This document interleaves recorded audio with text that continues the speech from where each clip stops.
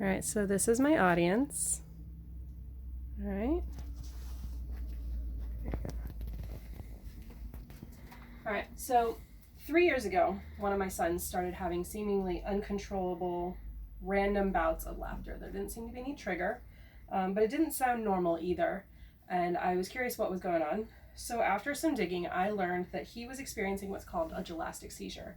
It's a seizure that's characterized by laughter. So what is a seizure exactly? In general, the textbook Human Physiology by Laurel Sherwood says that seizures in epileptics happen when a group of neurons experience simultaneous action potentials. The results of this can vary, and there are multiple different underlying issues that can cause it.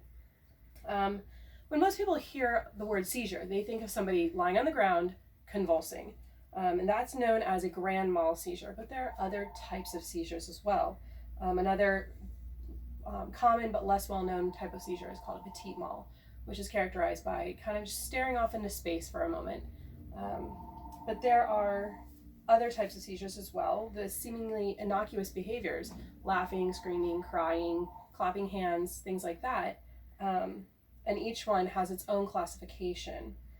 The pediatric neurologist we saw, Dr. Jennifer Martel II, said that in most children with gelastic seizures, they have a condition known as hypothalamic hamartoma, which is a benign tumor on the hypothalamus. As you can see right here on this picture of a brain, this is a brain cut in half. Hypothalamus is right down here. It's really deep inside your head. And the unfortunate thing with these is that when this is the case, they tend to be resistant to medications and often require surgery to remove them. So the question is, why bother treating it? What's the harm in laughter? Dr. Tu said that each seizure uses as many calories as running a marathon. Having one seizure a day would significantly increase a person's calorie needs, but when my son was having dozens of seizures daily, he spent his entire days sleeping and eating. He didn't have the mental capacity to learn. He started forgetting things that he already knew. And his entire day was built around fueling his body just to get enough calories to fuel these seizures. On top of that, seizures can cause brain damage.